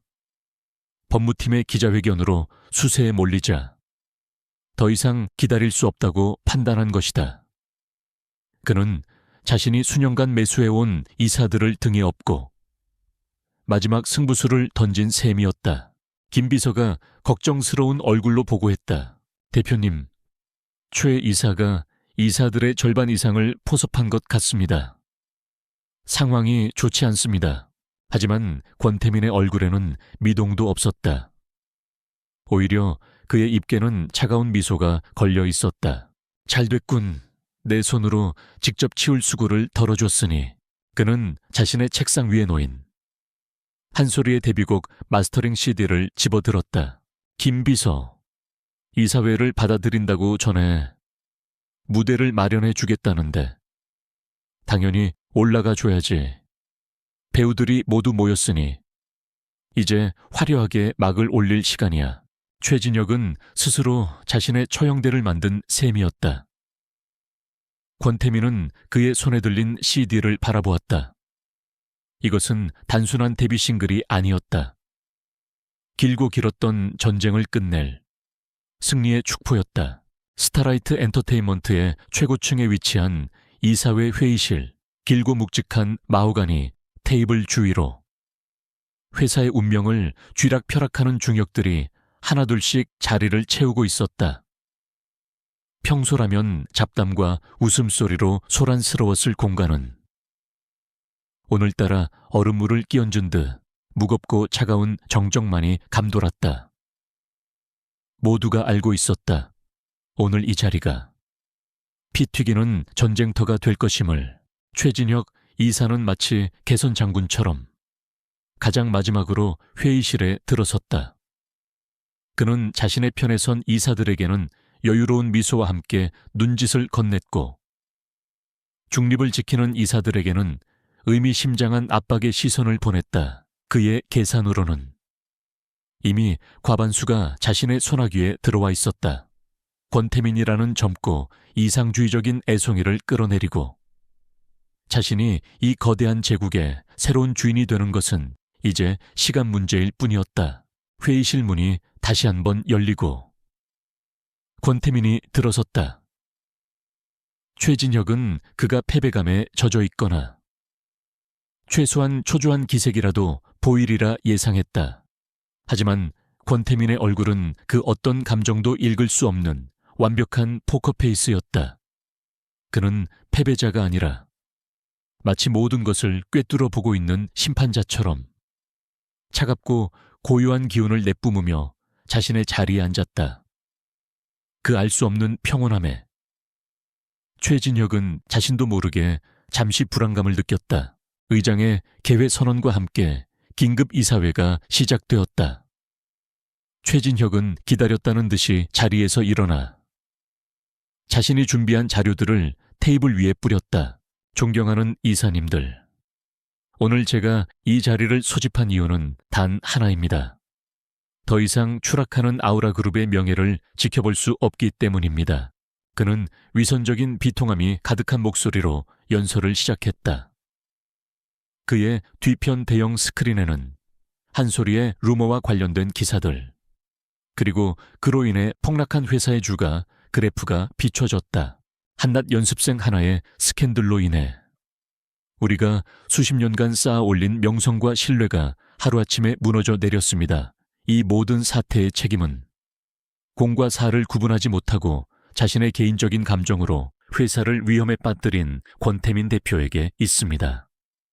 그는 독단적으로 근본도 없는 아이를 데려와 회사의 시스템을 어지럽혔고, 문제가 터지자 제대로 된 해결책 하나 내놓지 못한 채 회사의 가치를 끝없이 추락시키고 있습니다. 그는 마치 정의의 사도라도 된 것처럼 목소리를 높였다. 이런 무능하고 독선적인 리더에게 더 이상 우리 모두의 미래를 맡길 수는 없습니다. 저는 오늘 권태민 대표의 해임안을 긴급 발의하며 이사님들의 현명한 결단을 촉구하는 바입니다. 그의 연설이 끝나자 그와 미리 입을 맞춘 이사들이 기다렸다는 듯이 동조의 목소리를 높였다. 최 이사님 말씀이 맞습니다. 대표의 독단적인 경영 방식에 더 이상 끌려다닐 수 없습니다. 이번 사태에 대한 책임을 지고 당장 물러나야 합니다. 분위기는 순식간에 최진혁에게 유리하게 흘러갔다. 중립을 지키던 이사들조차 흔들리는 기색이 역력했다. 의장이 곤혹스러운 표정으로 권태민을 바라보았다. 권 대표, 이 해임안에 대해 하실 말씀 있습니까? 모두의 시선이 그에게로 쏠렸다. 권태민은 천천히 자리에서 일어났다. 그는 조금의 동요도 없는 걸음으로 테이블의 가장 상석, 의장의 옆자리로 걸어갔다. 최진혁 이사의 말에 동의합니다. 그의 첫마디에 회의실은 술렁였다. 최진혁은 승리를 예감하며 회심의 미소를 지었다. 회사의 명예가 부패와 거짓으로 인해 심각하게 훼손되었다는 점, 그리고 그 부패의 근원은 반드시 제거되어야 한다는 점, 저 역시 그렇게 생각합니다. 권태민은 잠시 말을 멈췄다. 그리고는 얼음처럼 차가운 눈으로 회의실에 앉아있는 모두를 천천히 훑어보았다. 하지만 오늘 우리가 제거해야 할 부패의 근원은 바로 당신입니다. 최진혁 이사. 그가 최진혁을 똑바로 바라보며 말했다. 그 순간 회의실의 공기가 얼어붙었다. 최진혁의 얼굴에서 미소가 사라졌다. 권태민은 문가에 서 있던 김 비서에게 눈짓했다.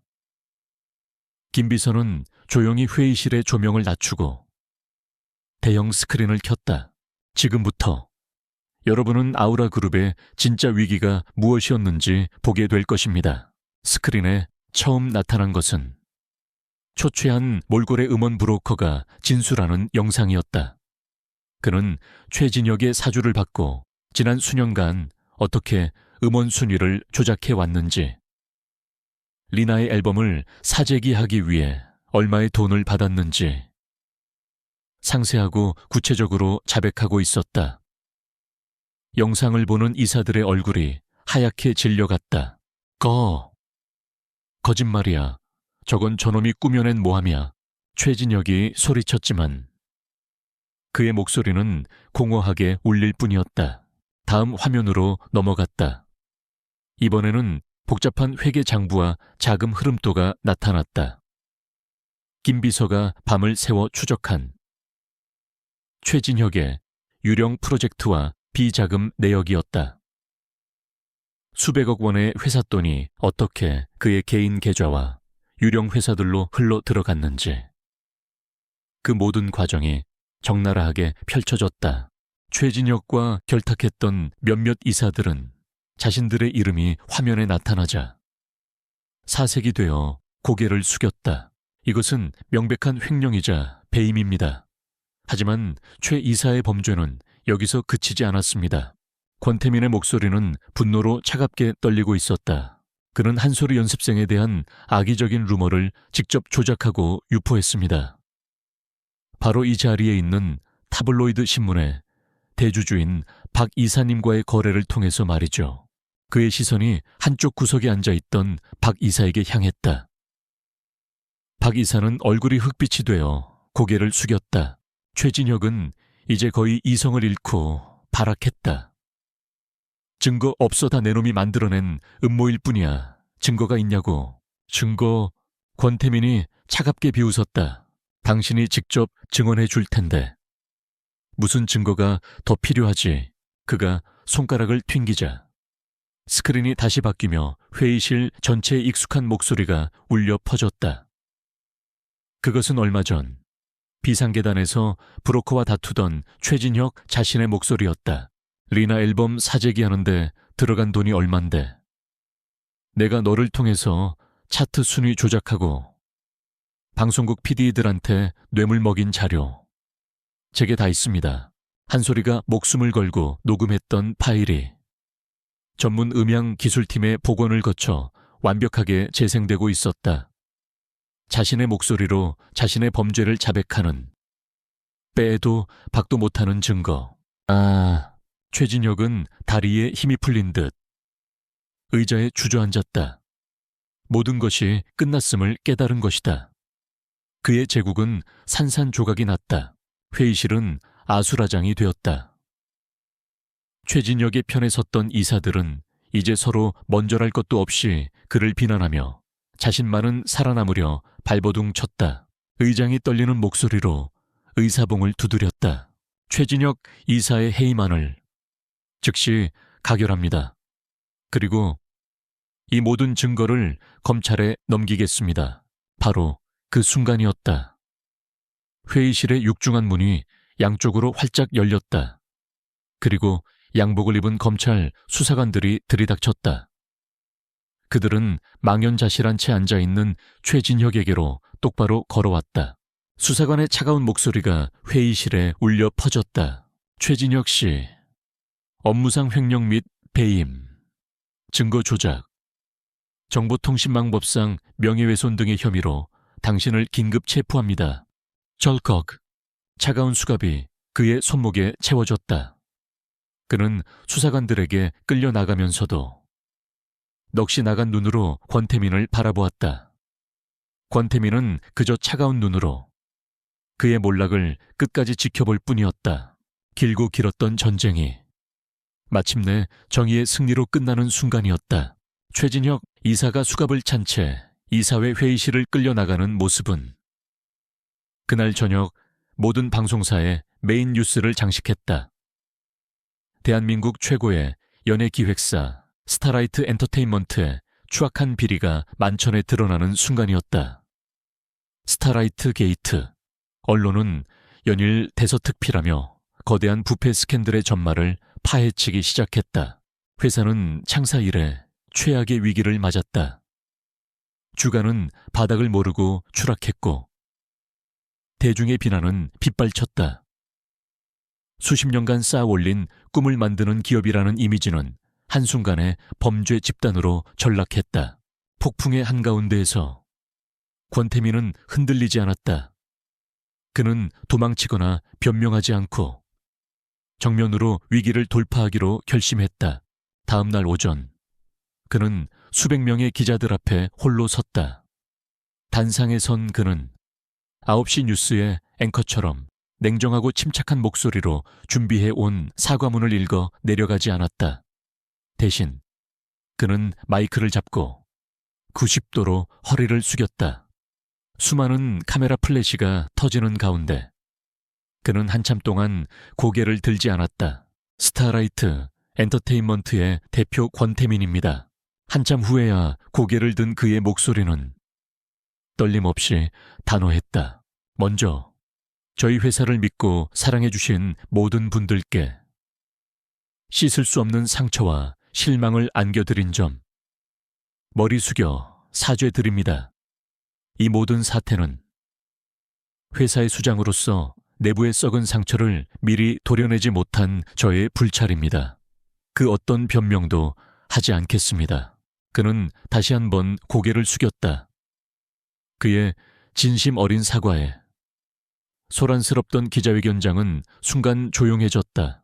스타라이트 엔터테인먼트는 오늘부터 뼈를 깎는 심정으로 다시 태어나겠습니다. 외부 전문가들로 구성된 윤리위원회를 신설하여 과거의 모든 비리에 대해 한 점의 의혹도 없이 철저히 조사하고 바로잡겠습니다. 그리고 그 모든 과정은 투명하게 대중에게 공개할 것을 약속드립니다. 부디 저희가 다시 한번 정직한 땀과 실력으로 여러분 앞에 설 수 있도록 마지막 기회를 주시길 간곡히 부탁드립니다. 그의 연설은 위기를 모면하기 위한 쇼가 아니었다. 회사를 뿌리부터 바꾸겠다는 강력한 의지의 표명이었다. 그의 책임감 있는 태도에 싸늘하게 돌아섰던 여론은 조금씩 움직이기 시작했다. 그의 약속대로 회사를 바로 세우기 위한 작업은 신속하게 진행되었다. 최진혁의 라인에 서서 온갖 비리를 함께 저질렀던 임직원들은 모두 해고되었다. 그의 비호 아래 온갖 특혜를 누렸던 아티스트들 역시 재계약 불가 통보를 받았다. 그중 가장 큰 타격을 입은 것은 리나였다. 그녀는 음원 순위 조작의 가장 큰 수혜자로서 검찰의 참고인 신분으로 소환되어 조사를 받았다. 비록 주범은 아니었지만 범죄에 연루되었다는 사실만으로도 그녀의 이미지는 회복 불가능한 수준으로 추락했다. 모든 광고 계약이 파기되었고 예정되었던 모든 스케줄이 취소되었다. 거짓된 성공 위에 세워졌던 그녀의 커리어는 하루아침에 신기루처럼 사라져버렸다. 어느 날 저녁 소리는 복돼서 우연히 리나와 마주쳤다. 화려한 무대 의상과 메이크업 대신 그녀는 모자를 깊게 눌러쓴 초라한 모습이었다. 늘 당당하고 거만했던 그녀의 어깨는 한없이 축 처져 있었다. 두 사람의 시선이 허공에서 잠시 마주쳤다. 리나의 눈에는 질투와 분노 대신 깊은 공허함과 자조가 담겨 있었다. 그녀는 아무 말 없이 고개를 숙인 채 소리의 곁을 스쳐 지나갔다. 그것이 두 사람의 마지막이었다. 혼란의 중심에서 권태민은 또 하나의 대담한 결정을 내렸다. 한소리의 데뷔 싱글, 진실의 목소리를 예정대로 발매하는 것이었다. 모든 임원들이 시기가 좋지 않다며 반대했다. 대표님, 지금은 자숙해야 할 때입니다. 이런 상황에서 신곡을 내는 것은 대중의 분노에 기름을 붓는 격입니다. 하지만 권태민의 생각은 달랐다. 아니, 지금이야말로 우리가 가야 할 길을 세상에 보여줘야 할 때요. 거짓은 진실로만 이길 수 있어. 그리고 한소리의 목소리는 우리의 진심을 대변해줄 유일한 무기야. 마침내 운명의 자정 모든 온라인 음원 사이트를 통해 한소리의 데뷔곡 진실의 목소리와 뮤직비디오가 공개되었다. 수억 원을 쏟아부은 화려한 뮤직비디오가 아니었다. 흑백 화면 속 녹음실 부스 안에서 홀로 서서 눈을 감은 채 노래하는 한소리의 모습이 전부였다. 그 어떤 기교나 장치도 없이 오직 그녀의 목소리와 진심만이 화면을 가득 채웠다. 어둠이 내 이름을 지우려 할 때, 거짓이 내 심장을 겨누려 할 때, 나는 노래하리라. 상처 입은 날개를 활짝 펴고 진실의 목소리로 그녀의 이야기가 담긴 가사, 절망 속에서도 희망을 노래하는 그녀의 처절한 목소리는 공개와 동시에 폭발적인 반응을 불러일으켰다. 음원 사이트의 댓글, 창은 순식간에 수만 개의 댓글로 뒤덮였다. 노래를 듣는 내내 눈물이 났습니다. 당신의 아픔이 그대로 전해져서 이건 그냥 노래가 아니다. 한 사람의 인생이다. 조작으로 만든 1위가 아닌 진짜 1위를 만들어 줍시다. 대중은 움직이기 시작했다. 그들은 더 이상 그녀를 스캔들의 주인공으로 보지 않았다. 거대한 악과 맞서 싸워 자신의 꿈을 지켜낸 진정한 아티스트로 인정하기 시작했다. 그녀의 노래는 그 어떤 홍보나 마케팅도 없이 오직 사람들의 입소문만으로 빠르게 퍼져나갔다. 음원 차트 순위는 무서운 속도로 역주행하기 시작했다. 100위권 밖에서 시작한 순위는 1시간 만에 50위권으로, 그리고 몇 시간 지나지 않아 10위권 안으로 진입했다.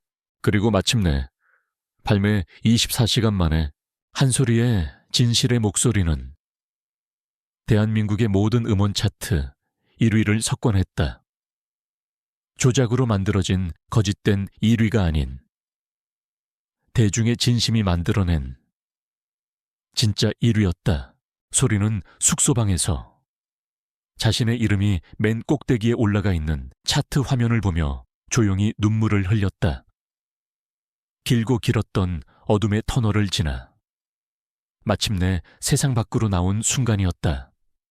자신의 목소리가, 자신의 진심이 세상에 닿은 것이다. 그날 밤 소리는 스타라이트 사옥 옥상에 올라갔다. 처음 서울에 올라왔을 때 그녀를 짓누르던 거대하고 차가운 도시의 불빛들, 하지만 오늘 밤 그 불빛들은 마치 그녀의 성공을 축하하는 축제의 불꽃처럼 따뜻하고 아름답게 반짝이고 있었다. 그때 누군가 그녀의 어깨에 따뜻한 코트를 덮어주었다. 돌아보자. 권태민이 희미한 미소를 지으면서 있었다. 두 사람은 아무 말 없이 한참 동안 나란히 서서 서울의 야경을 내려다보았다. 더 이상 어떤 말도 필요 없었다. 그들은 함께 가장 깊은 어둠을 헤쳐나왔고 이제 가장 밝은 빛을 함께 맞이하고 있었다. 기나긴 싸움은 끝났다. 그리고 이제 그들의 진짜 이야기를 시작할 시간이었다. 진실의 목소리의 성공은 단순한 신인 가수의 등장을 넘어 하나의 사회적 현상이 되었다. 그녀의 노래는 위로가 필요한 모든 이들의 마음을 파고들었고 한소리는 정직과 희망의 아이콘으로 떠올랐다. 그녀는 더 이상 뒷골목의 가난한 소녀가 아니었다. 대한민국에서 가장 사랑받는 아티스트 중 한 명이 되어 있었다. 스타라이트 엔터테인먼트는 권태민의 개혁 아래 과거의 오명을 씻고 가장 신뢰받는 기업으로 거듭났다. 진심은 결국 통한다는 것을 그들은 증명해 보였다. 모든 것이 제자리를 찾았지만 정작 권태민과 한소리의 관계는 어색한 안개 속을 헤매고 있었다. 이제 그들은 회사를 구하기 위해 함께 싸우는 동지가 아니었다. 성공한 회사의 대표와 그 회사 소속의 가장 성공한 아티스트, 너무나도 공식적이고 너무나도 거리가 느껴지는 관계, 서로의 마음속에 자리 잡은 감정의 정체는 알고 있었지만 누구도 먼저 그 안개를 걷어내려 하지 않았다. 먼저 용기를 낸 것은 권태민이었다. 어느 날 저녁, 그는 모든 스케줄을 마친 소리를 찾아와 평소와 다른 어색한 목소리로 물었다. 한소리 씨, 혹시 내일 저녁에 시간 있어? 네, 네, 특별한 스케줄은 없습니다만 나와. 저녁 식사나 함께하지 않겠소? 대표와 소속 아티스트로서가 아니라 그냥 남자 권태민과 여자 한소리로서 그의 갑작스러운 데이트 신청에 소리의 얼굴이 붉게 달아올랐다. 그녀는 심장이 터질 것처럼 두근거렸지만 애써 침착하게 대답했다. 좋아요. 다음 날 저녁, 권태민은 약속 장소에 그녀를 데리러 왔다. 그의 차는 늘 타던 검은색 마이바흐가 아닌 평범하고 작은 스포츠카였다. 그의 옷차림 역시 딱딱한 수트가 아닌 편안한 캐주얼 차림이었다. 그는 문을 열어주며 멋쩍게 웃었다. 오늘은 김 비서에게도 휴가를 줬소. 그들이 도착한 곳은 화려한 레스토랑이 아닌 서울 근교의 작은 천문대였다. 그곳은 일반인에게는 잘 알려지지 않은, 그가 아주 어릴 적 돌아가신 어머니와 함께 별을 보러 오곤 했던 비밀 장소였다. 두 사람은 나란히 천체망원경으로 밤하늘의 별을 들여다보았다.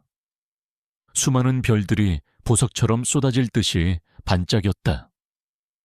시끄러운 세상의 소음이 모두 사라진 고요하고 평화로운 공간.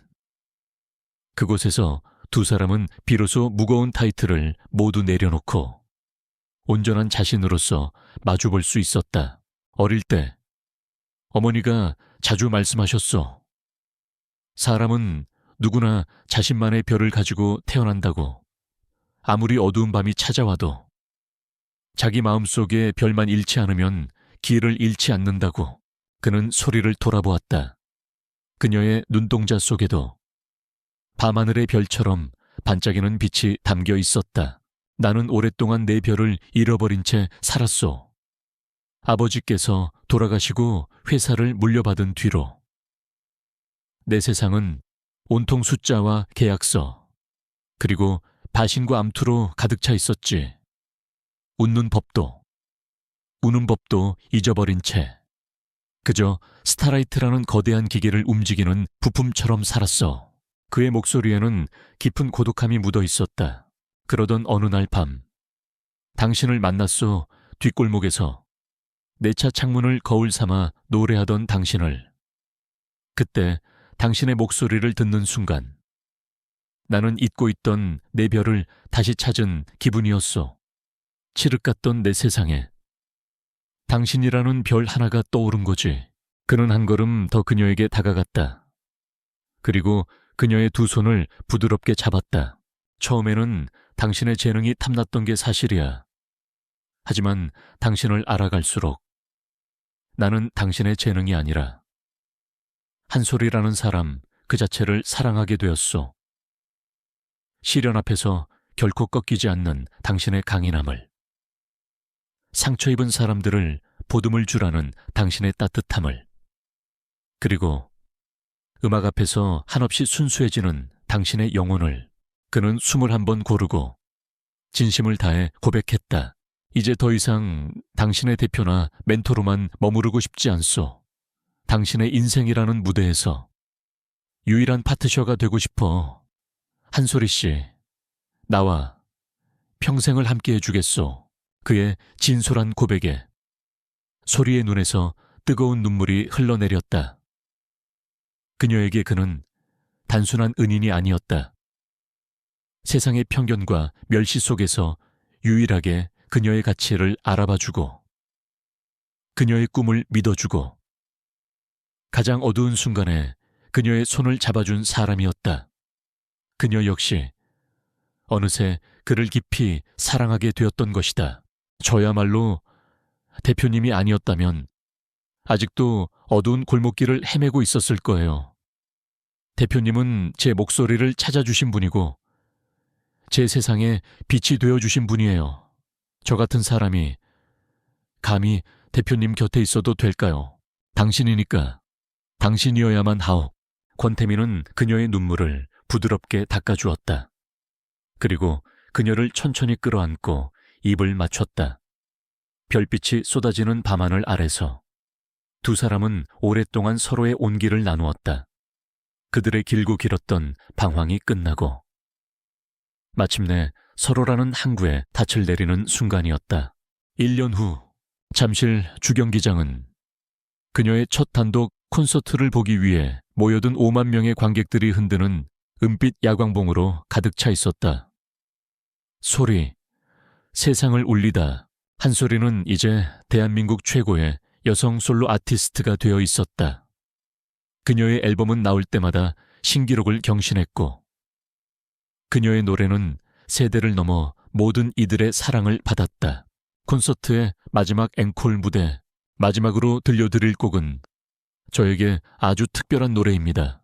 그녀는 환하게 웃으며 말했다. 제게 빛이 되어준 한 사람을 위해.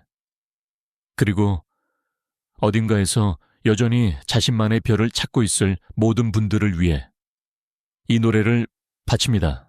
잔잔한 피아노 전주가 흐르고 그녀는 눈을 감고 노래를 시작했다. 그것은 그녀가 직접 작곡한 신곡이었다. 예상치 못한 곳에서 사랑과 희망을 찾은 자신의 이야기를 담은 아름다운 사랑 노래. 그녀의 청아한 목소리가 경기장 전체에 울려 퍼졌다. 그녀는 노래를 부르며 객석 저편의 VIP석을 바라보았다. 그곳에는 권태민이 서 있었다. 그는 더 이상 이익을 계산하는 CEO의 눈이 아닌 세상에서 가장 사랑하는 사람을 바라보는 한 남자의 따뜻하고 자랑스러운 눈으로 그녀를 지켜보고 있었다. 수만 명의 팬들이 지켜보는 가운데 두 사람의 시선이 허공에서 마주쳤다. 그녀의 목소리는 경기장을 가득 채우고 그의 사랑은 그녀의 심장을 가득 채웠다. 두 개의 다른 세상에서 시작되었던 그들의 이야기는 마침내 그 누구도 흉내낼 수 없는 완벽하고 아름다운 하모니를 이루고 있었다. 거짓말처럼 시작되었던 사랑. 그 사랑은 이제 세상에서 가장 진실한 노래가 되어 영원히 울려 퍼질 것이다.